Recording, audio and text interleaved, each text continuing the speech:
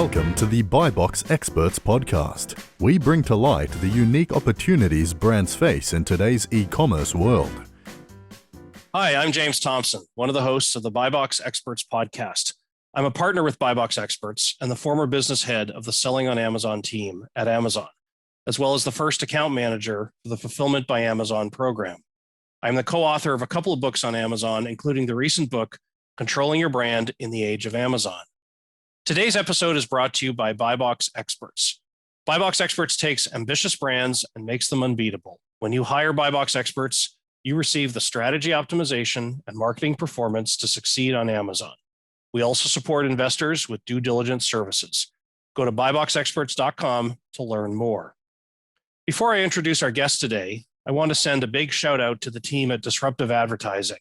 For off-Amazon advertising, Disruptive Advertising offers the highest level of service in the digital marketing industry. Focusing on driving traffic, converting traffic, and enterprise analytics, Disruptive helps their clients increase their bottom line month after month. Check out disruptiveadvertising.com to learn more. Our guest today on the podcast is Matt Snyder, a consultant who specializes in helping Amazon sellers with seller-fulfilled Prime setup, as well as Amazon APIs and omni-channel integrations. Matt is also the Senior Director of Amazon at Vari, an active office furniture manufacturer.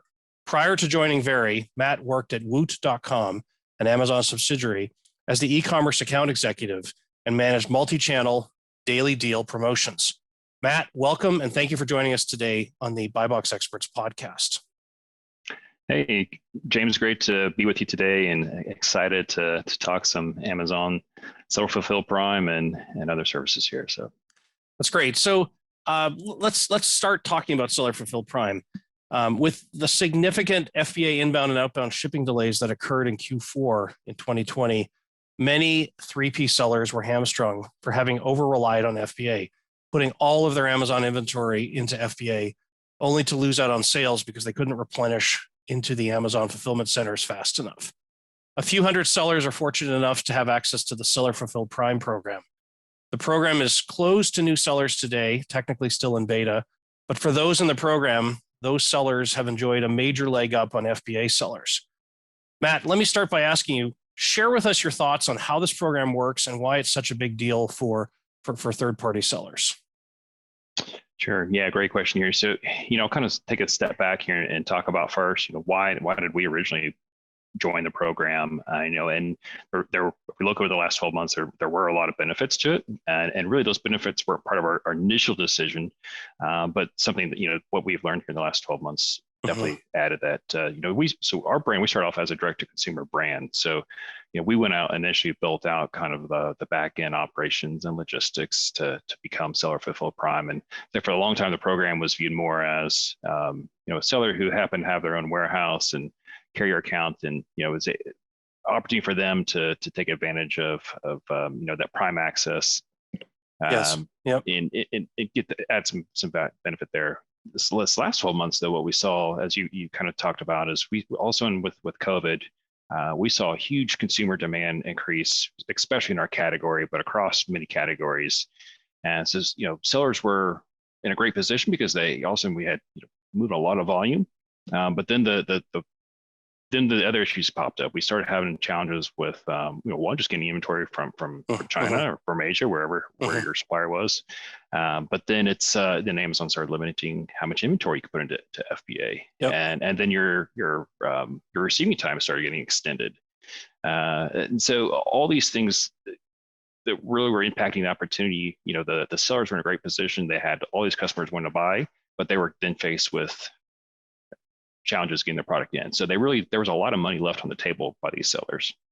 And as a self-fulfilled Prime customer, I would say, the areas where it really benefited us was the speed of replenishment. Like all sellers, we had challenges with maintaining inventory in stock. But where we gained that advantage is when we did have that inventory come back in stock, we weren't faced with that shipping time to Amazon fulfillment centers. We weren't faced with that receiving time, which was pushed in some cases beyond 30 to 45 plus days. Yes. And so the thing then is that inventory that you have locked up. Well, it's not sellable. So that's additional inventory that's sellers are having to plan for and pay for. so that that increases your cash flow. So as we were kind of looking back and evaluating, self-fulfill Prime, and we're going to talk about some of the changes that's occurring with that. Those were the things that we kind of added into what are the added values of this program, and that really was a highlight for us, is understanding that it reduces our on-hand inventory levels, it frees up cash flow, and it's that speed of replenishment, and not having that 30-day period. And we've all had experience with replenishing with Amazon, where it gets to one facility and then it's getting cross-docked and shipped to 5 or 10 other ones, and you're just sitting there waiting for that inventory to come in into sellable conditions so that you can take advantage of it. And those were really some of the key things that we took away from this last 12 months as key advantages for the Seller Fulfill Prime program.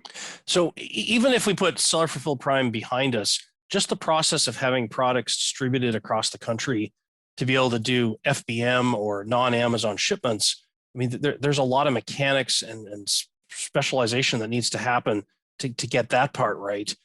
As you think about the process of now moving towards the new performance requirements of SFP starting in May 2021, talk to us a little bit more about what sellers are going to need to do and what that means in terms of the back end logistics and warehousing setup that you need to have. Yeah, so I think it's first, it's important to understand what these new metrics mean and how our sellers going to be judged or rated by Amazon. And so there are some variations to these metrics based off of your product, and so I think it's important to understand that from is your product standard size, is your product oversized, because there's two different metrics then based off of how that which your product is, and where a standard product is going to be required to have that national coverage, so same day shipping, 1 to 2 day service nationwide. That creates a lot of conflict, because there's probably a lot of sellers here prior in this program that shifted just their small area, and maybe another competing seller for that same product was on the other side of the country, of the U.S., and they were selling just their product in their small region. And so that's going to create some conflict now between these two different sellers. With oversize, you do have the option to continue to offer regional service, and it's really key to know that and make sure that your products are in the right or condition, right? Because if you do have that oversized product, your shipping costs are going to be a lot higher than a smaller standard sized product. And so being able to reduce your prime coverage there is going to help reduce a lot of costs as well too. So make sure your products are in the right sizing condition. But then from there, there's been some confusion around what are the actual metrics for. We're looking at these percentages of 1 day and 2 day shipping, and it's important to understand that what Amazon's actually measuring is your page views. So that doesn't mean that you're going to have those percentages are going to equal actual overnight and second day shipping, but it's page views. And so, as an example, a customer could go and view your page at 10 a.m. They get pulled into a meeting there, and they don't actually get to get back to their computer to make their purchase till 3 o'clock. Okay. That's going to count as your 1 day view, your 1 day delivery, because the customer first looked at your product at 10 a.m. But when that order comes to you, it's going to come as a 2 day delivery. So it's understanding the differences, and that's where we're doing a lot of just testing and monitoring. Is understanding kind of that customer purchasing timelines. So we're looking at customer insights and understanding when customers view, when customers purchase, and that helps us understand then how to set our appropriate shipping templates. Because dialing it's easy to if you don't pay attention to this, to where your costs are going to really skyrocket. But understanding how those metrics are going to be measured by Amazon, and then using your settings there within your shipping templates can help manage that overnight and second day service. So let me ask you, where do I go in Seller Central to measure when the first page view happened on my product, so that I know whether this product is going to have to qualify for 1 day or 2 day? I'm not familiar with that type of reporting today. So it's going to, for us, based on our marketing investments, we use Amazon DSP a lot, and within Amazon DSP, you get some insights into customer audiences of when are they viewing your products? And you don't, so we're not seeing this at a customer level, but we can see when new customers, we do have higher volumes of customers viewing our pages and when are they actually purchasing. So we're just looking at those and trying to find trends. But then it's really more just kind of a testing. We'll go in on a weekly basis and we'll adjust our shipping templates. And when I say adjusting, what we're doing is you have the option with regional automated region settings to adjust your zones, right? And what those zones are doing is saying how far from your point of shipping, and we'll talk about here if you have one location or multiple locations, it's going to be based off of where the customer is closest to that warehouse facility, and then setting your zones in how far out are you going to offer 1 day and 2 day services there. So it's really each week kind of taking a look at did I fall short or did I exceed those metrics? If I'm exceeding it, well then let's dial back on those zones, and to where we're really making sure we're just hitting those. We're not going too far over, and that's a great way to then just continue to make sure you're not increasing your costs when you don't really have to. So during the initial testing of Seller Fulfilled Prime up to this point, many sellers have gone with the regional Prime, and they've said, okay, I'm based in California. I can do ground shipping 1 day to, these 4 or 5 states. That's going to be the area that I'm prepared to do Seller Fulfilled Prime from.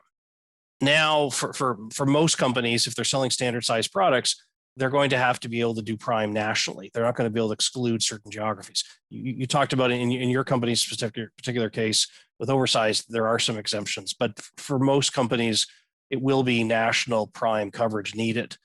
To do that cost effectively, how does a brand start to think about where they need to locate their products, where these warehouses are, how many of these warehouses they need to have?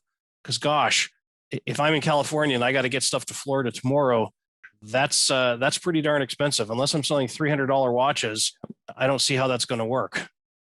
You're right. Yeah, the cost can get away from you really quickly here if you don't pay attention or if you don't have the right model set up. So I would say there's kind of 3 different models that I have found that can work. So one would be you're going to own your own facilities. You want to own this from going out and either renting warehouse space across the U.S., building up your own carrier partnerships, finding the right technology from a software point. And I will say it's very labor intensive. You're going to have a lot of costs to do this. And I would say for most sellers out there, this isn't going to be the right approach for them. The second would be then to work with a third-party logistics company. That's what we currently do. We have a kind of a network of different 3PL partners that we work with. And it's worked really well for us. We worked with them when we first launched, we had 2 different locations. So we had one that was central, one that was East Coast. And we kind of serviced the West Coast then from central. As we started getting more volume on the West Coast, we at a later point added a third location that kind of gave us then kind of touching all bases of the U.S. When we learned of these new metrics coming out, we went ahead and made the decision to add a 4th and kind of more on the southeast location. So that gives us a really broad coverage of 3PL locations that gets us as close to the customer. Because it's just like the FBA approach, right? You're trying to get your product as close to that customer as you can, and that's going to ultimately lower your shipping cost. So let's just talk about some of the real tactics here. If I'm looking at multiple 3PL companies, lots of these 3PL networks will say, oh, well, I've got a facility here, I've got a facility there. Well, that's great, but do I need my location to be in Atlanta or in Nashville versus Dallas versus Houston? I mean, some of these differences don't seem significant, and yet how does the average seller figure out what makes sense? So for us, our primary carrier is FedEx. And so when we were looking at locations, we were also thinking about which location is going to align best with our carrier. Where do our carriers have the closest hubs? Because getting that order out the door is step 1, but then step 2 is making sure that your carrier gets to the customer in time. And so to help ensure that happens is you want to be in a location where either FedEx or UPS, and even the location of your 3PL within that region, what's the proximity to the local hub? Because again, we're talking, a 24-hour delivery, 48-hour delivery. An hour or 30 minutes is a big deal to ensure that package is getting delivered. So that was a big factor for us, thinking about, where does FedEx have good coverage? And so we went and worked with our FedEx carrier as well, our account manager there, and had them help us think about what would be the best location for us. Because you're right, there's a lot of different options out there based on locations. You may have a price that's lower, in North Carolina versus Atlanta, but Atlanta has that, a bigger hub for FedEx or UPS. You're actually going to end up doing better, paying a little bit more and having that proximity to your carrier locations. So are the carriers getting sophisticated about letting you say, I have warehouses in these 4 places, show me the actual 1 day or 2 day coverage you can cover? For our company, we're able to get that access, and I'm sure part of that is just because of the size we are. It's going to be a bit more challenging for some sellers, but it's you can find that information out there. A lot of information in this is posted on the FedEx website, so you can go out and kind of understand where their hubs are. So there's probably some homework that you have to do as a seller to go out and again, kind of overlay the maps of, here are the considerations I have for a 3PL partner. And if I'm going to use both FedEx and UPS, that's going to help give you some more flexibility. I really would recommend partnering with one, because the more volume you can build up with one, then the better rates you're going to have. As I think about this process of 3PLs evolving to be able to support SFP, the conversation I've had with a lot of warehouse owners is, they focus more on the macro issues of, we have a big location, it's centrally located. Okay, but can you tell me, can you get orders out the door by 3:30? Can you get them out the door by 4 o'clock? Can you get them out the door by 4:30? These are very specific questions that not every 3PL has necessarily thought down to that level of granularity. When you start talking about working with 3PL networks that have already figured out where to locate and get the macro coverage, how do you then evaluate whether they're doing the micro evaluation of the specific times and abilities within a warehouse to meet certain cutoffs for SFP? Yeah, great question, and a good thing to really focus on as you're having these conversations with a 3PL.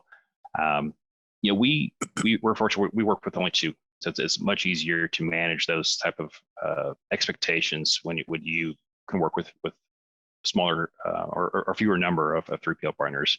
So as you're thinking about this, it may be cost effective to think about, okay, I'm going to work with this partner here and have multiple different partners. I would stay away from that or guide people away from that, because a big key or factor in your success here is going to be having close monitoring over these 3PL partnerships and the day-to-day activity. So the more you can focus in on just a specific relationship versus several is going to make it much easier. And then with that, what we did early on is we have a process, a documented process of just making sure that they understand what the timelines are here. And we work it back from, okay, here's our order cutoff time. Based off of our order volume, we sit back, we look about 6 months back and show them, here's what our order volume has been. Here's what the products most frequently purchased are. These are the products most frequently purchased together. That all helps then kind of put a plan together of where should your products be staged in the warehouse, and how much staffing are they going to need, and how frequently can we get the orders. So that was another big key piece of this is we don't send orders once a day. We're sending orders 4 times a day to these partners, so that first thing in the morning, they've got an order file. By 10 a.m., they've got another order file, noon, and then again at 1. So they're getting these throughout the day. So there's no downtime. There's no somebody sitting there waiting on us to get them orders. It's constantly getting fed to them. And that ensures then that, we can hit those tight windows of operations. And then the outside factor that's within too is your 3PL partner can execute perfectly, have the orders ready to go. But if your carrier doesn't show up on time, all right, and we've had those challenges this time where, truck doesn't show up. Well, that's another key piece of this. So it's coordinating both with your 3PL partner, but then also keeping that close communication and process documents with your carriers as well. So you've got the right partner now. Now you're looking at software, and the software needs to be able to do a number of different things. You've got to figure out where to locate inventory. And then when an order comes in, where do you fulfill that order from? What software have you evaluated? What software have you looked at? What are the kinds of issues that we're not talking about that we should be talking about when we're looking at how to make the software be flexible so that you put inventory in the right place, but also minimize your shipping costs? Sure. So if we kind of think about this first, what's the problem we're trying to solve here? So we're trying to think about where do we need to have product at, where are more products or more orders coming for a specific product? How are we going to get that order from Amazon to our 3PL partner and then back to us? So, how we started this is we just kind of map this out. So if you think about, okay, what am I solving for here? One, I need to have an understanding of how much inventory do I need to have in each location. How do I get that inventory feed then sent to Amazon? And once that order is made on Amazon, how am I getting that back into either my accounting system, finances system, and then back out to our 3PLs? Once the product's shipped, well, now I got to get that data flow back to our system and then back into Amazon's. So as if you kind of map that out, and then you can then begin to kind of plug in the different resources for you. And so there isn't a one solution that's going to really fit for everybody. It's going to be dependent on what do you have, what are kind of your legacy software tools that you're already using. For our example, we use NetSuite here. And so I had to go out and find solutions that were specific to NetSuite. One great tool that we've leveraged and has been a great tool for us is FarApp. And FarApp works on many different platforms. It works on many different channels. And what that serves is the data transfers back between Amazon and us. So it pulls all of our order files for us. And then once we have tracking, it sends all that order information back. There's functionality then within NetSuite that allows us then to spread that inventory across.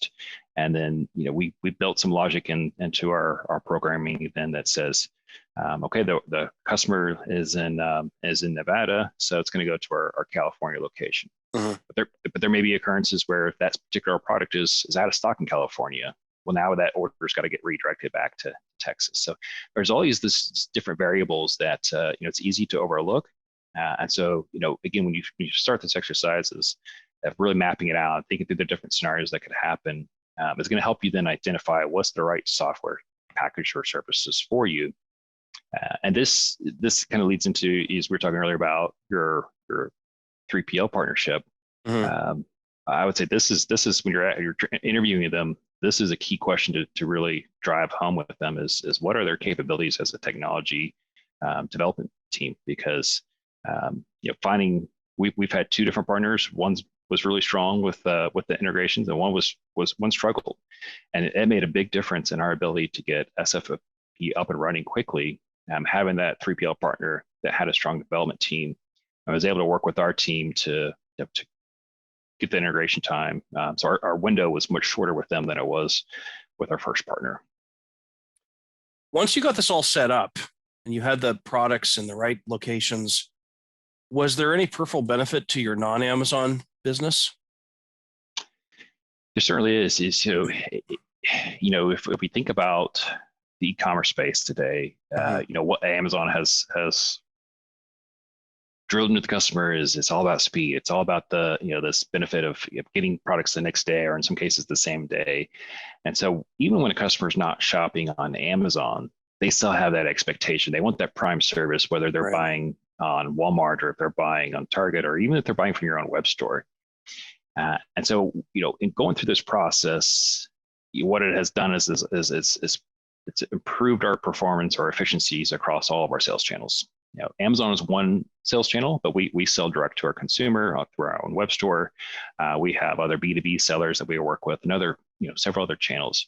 So this has improved our performance across all these other channels. So when a customer does or decides to go look at our web store, they can expect the same level of service and delivery speed on our web store. And if we can offer that, if that's really a deciding factor of how fast can I get my product, well, if they have the option of getting that on our web store, it just increases our conversion rate on our own web store. It increases the opportunity that the customers can buy from us direct. And ultimately, that's what we want as a brand, is we want that direct relationship with the customer. And so it has certainly helped us improve our conversions across all of our other channels, as we've been able to offer these same Prime level services to these other channels. I'm curious, what does your finance team do when it comes to figuring out average cost to ship individual SKUs, when every location, every order is going to have a different shipping cost involved? You could sell the same SKU 100 times and have 100 different shipping costs, and hence 100 different margins on those 100 orders. Yep. So we look at this as a cost average. So we can look at this, at the end of a quarter. Typically, we can look at our total shipping cost versus all of our product sales and get a more accurate view of what our P&L looks like. But as we're modeling this out, the way I kind of approach this is got a cost average of what is a ground shipment, what is a second day shipment, and what is an overnight shipment, and had those costs then collected for all of our products in our catalog. And then I went back and just did a 12-month look back of what was the order volume for each of these products, and then you can kind of make some different models or assumptions of, okay, well, how much based off these metrics, how many overnight orders, how many second day orders, and how many ground, and then you can kind of begin to model that out. And when I looked at this, I looked at it as, what would be the cost if I didn't offer Prime at all? If I just sold this as a no Prime, no FBA, no SFP, what's my cost and what's my margin dollars there? If I layer in SFP, what does that look like? And then even did FBA, and that's as sellers are thinking about these different options, encourage you to do that, because it'll really show you then where what is the true value of Prime. And we all, based on the category, it can be anywhere from 25% to 35 to even 40% lift in sales. But what's your true cost to increase those sales, and how profitable is that? So that's how we've looked at that. And then generally about once a quarter, we'll kind of do more deep dive of what's our true overall cost of shipping versus our cost of goods sold, and view the P&L that way. Have you been able to use that data to help reallocate where you place inventory on specific SKUs? So we have, and where I think what's been more helpful is with both our web store orders, we use Power BI, and then within Amazon, if you're not using Amazon Business, give a plug here for that. We use Amazon Business, and they give some great insights. So Amazon Business gives you some data feedback on where your sales are coming from. Depending on, again, on your marketing plan, if you're using DSP, you can get some of those insights, as well as where are orders coming from. So we use those different data points as to help us think about inventory placement. That probably gives us more insights than technically what we could do as well is when you are a self-fulfill Prime. One thing that's different from FBA is you're getting that customer information. You're getting the ship to address. You're getting the states and zip codes. So you could pull that information down and use that data then to map out better inventory positions and inventory planning. So there's definitely, again, one of the benefits of this program is you're getting some more customer information. And again, you have to be careful of how you use that, but there's opportunity then to use that to help you better plan for your inventory positions. So as a consultant, how do you advise companies to think about SFP that they've now got properly set up versus continuing to use FBA for at least some part of their catalog? So again, if I kind of talked about this earlier, what has been, I've found the values, and these weren't necessarily the values that we made our decision on, back in 2017 when we first joined the SFP program. Mm-hmm. Originally it was for us, it was thinking about, we had these large products that are expensive to ship, and so every time we had to put this on a truck to go somewhere else, that's margin dollars we're giving up. It doesn't matter, again, maybe that cost per unit is smaller on a standard size product or on a small product, but those smaller products probably have a lot more volume than our products, and so that cost does start to add up over time. Yep. So I'd encourage you sellers to think about, what is that cost per unit that I'm just giving away when I put this product on a truck to Amazon. Then I would say, think about, how long is that product taking to get into a sellable condition? If that inventory is taking more than 30 days, that's a lot of cash flow that you have held up. And I think that's a big challenge for a lot of sellers, and especially as they get started, or, as they've found success and they're trying to find ways to continue to scale their business. Cash flow, I that's the number one reason I hear from sellers of what throttles their sales is cash flow. This is a great way to open up cash flow, because you're not having that inventory out there for 30 to 45 days that's unsellable. As soon as it hits your dock, like, you can sell it, and that's cash flow that you can get back in your system and help replenish, help expand into more product categories or new products, or so that, I would say that's probably a key one that's often overlooked when sellers are considering SFP versus FBA. And then thirdly, I would just say, it gives you a lot of more insights, that you're getting closer to that customer, and you're, as we kind of talked about, you can see more of where my customers operate, where do they live at, how frequently are they purchasing from me. That's been one of the things that we've been able to pull from this is, we built some reporting to understand how frequent does a customer repeat purchases from us.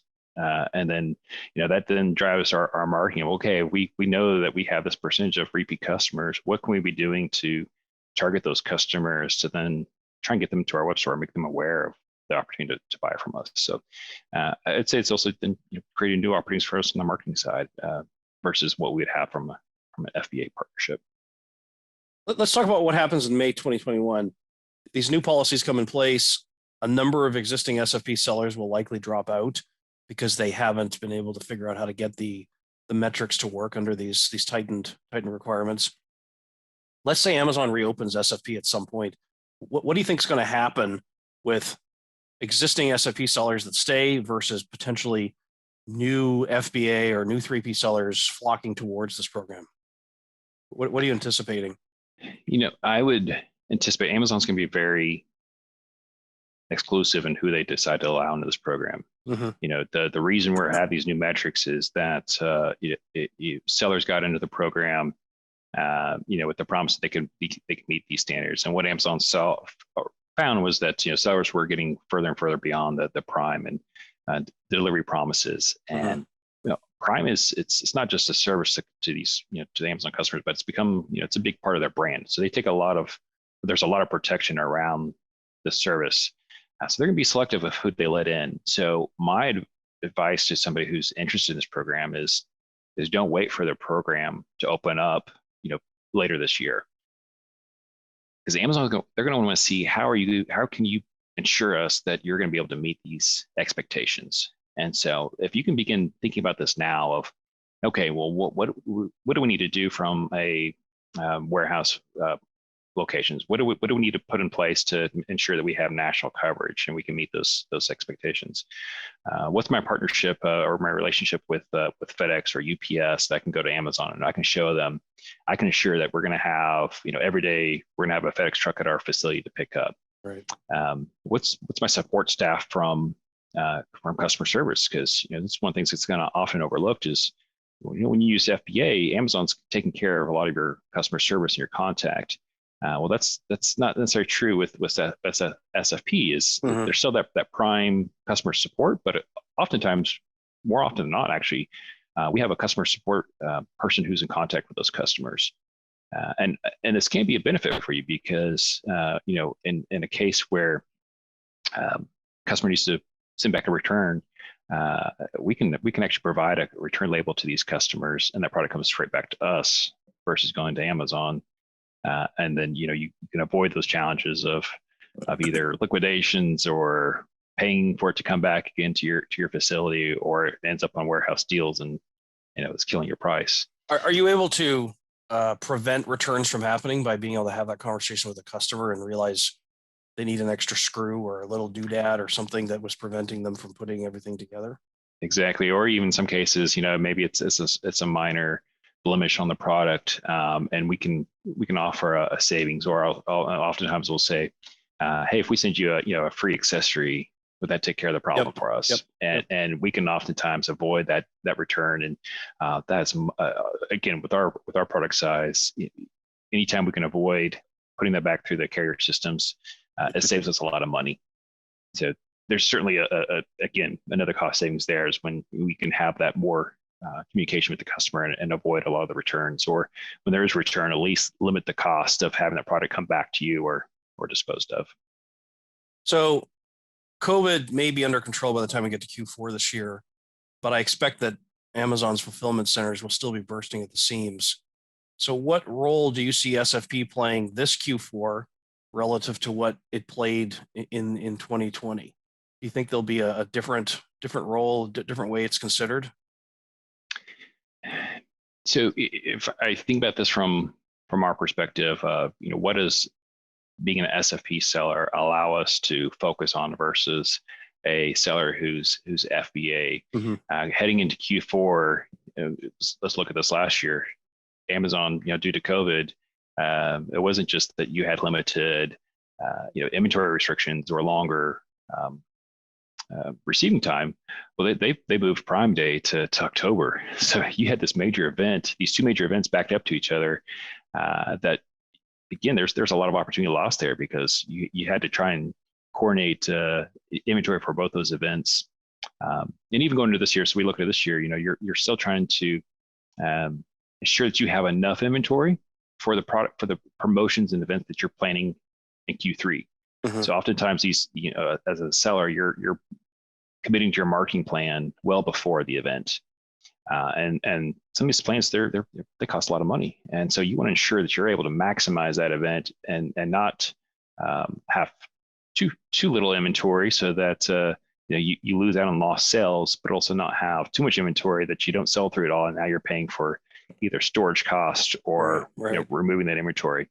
So as an SFP seller, that's one less thing I have to worry about. I'm not worried about do I put in too little or too much. I can focus on my marketing strategies. I can make sure that I can have enough inventory in our channels. And again, we're selling this on other channels. So if I ever commit on Amazon, well, that inventory is going to get sold somewhere else. And there are some challenges or things that you have to consider or plan for differently. Rather than thinking about, well, when do I need to get my FBA order in and trying to understand the timelines with that. It's more about thinking about, do my 3PL partners have the right amount of staffing planned? Am I having that conversation with my carrier to make sure that we're going to have those daily pickups? The volume picks up for them as well too. So you have, it's different conversations, different things to plan for. But on Amazon, there's certainly those advantages of, okay, if I'm investing heavy in a Black Friday, Cyber Monday deal, I don't have to worry now about not having enough inventory in Amazon. I can really maximize my investment and feel safe that I'm not going to be hamstrung by not having enough inventory than in Amazon.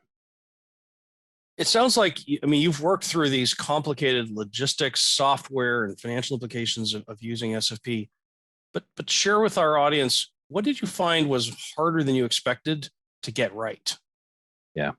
It's fun talking to a consultant who's figured it out, but I'm sure you've got bruises and scars on you because you figured it out. Yeah. It's like I kind of look back, I would say, our major, we've had several pain points, and I will tell you now, anybody who's been in this program or will be in this program, there will be a point where you lose your eligibility. It's just, maintaining these 99 and 98% on-time shippings and on-time deliveries. I don't care how good you are, you're going to mess up. Some unknown issue is going to happen. I've heard of a bunch of people just recently with the storms in Texas. Yeah. If their warehouses were in Texas, you got hammered hard. Yep. So that was kind of an early on lesson that I learned was, how do you make sure you're prepared for the unknowns? Mm-hmm. The weather is a great one.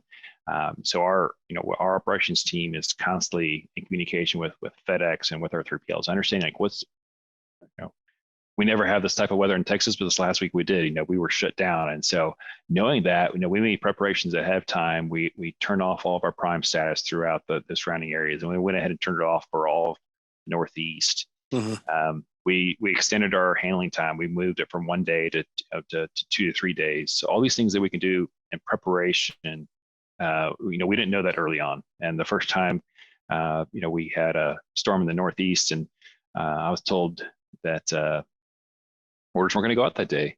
Well, Amazon doesn't care. Amazon, you were responsible for that order from the time it's placed on Amazon to when the customer receives it. Yeah. And if there's a failure within software, within your 3PL partner, or within the carrier, that's on you. And it's up to you then to show Amazon through a plan of action of, how did this issue occur? How are you solving it? How are you going to ensure that this doesn't happen again? And they're not going to give you they're not going to give you back prime until you can answer that correctly. Mm-hmm. And there's been times where we could get it back on the next day, and there's been times where it took us 2 weeks. And so the more that you can plan ahead of all these, again, we can talk about, there's a lot of unknowns. So think about what are the possibilities out there that could occur, and have a plan of action, have a process document ready for those events, so that your team can react ahead of time or react in the moment to either mitigate or avoid those issues. The second I would say is the technology side of this. Again, this is going to vary based off of your size, but Mm-hmm. As we were going through this adding on our last 3PL partner, Amazon's made some changes recently in the qualifications or requirements to get the right developer key. So we do a lot of automation, and so to get that, you have to apply with Amazon and get the right access. And so it's called PII certification, and it took us about 45 days to get this completed. So that's something that we didn't plan for that originally in our initial timeline, and it had some delays for us. So I would say again that we weren't initially, didn't have a good understanding of how heavy the technology side of this was, and we learned that lesson the first time when we were selecting a 3PL partner. The second time around, we really found somebody that we felt confident that when we needed to do the integrations, they could help us with that. And again, this partner has multiple locations, so if down the road we decide that we want to add another one of their locations into our network, it makes that much easier knowing that they have a team that can help support us. Matt, I want to thank you for joining us today on the BuyBox Experts podcast. For those of you who are interested in learning more about Matt's consulting practice, please email Matt at mattsnyder@gmail.com, or you can look Matt up on LinkedIn at linkedin.com/in/Matthew-Snyder-Amazon.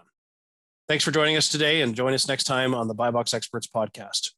And now to finish today's podcast, I'd like to share some final thoughts. For third-party sellers to be successful on Amazon, a critical lever will be soliciting feedback from customers.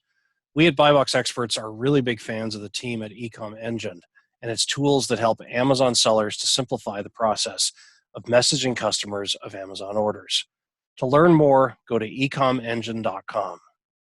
And with that, I want to thank you for listening today, and I look forward to joining you next time on the BuyBox Experts podcast.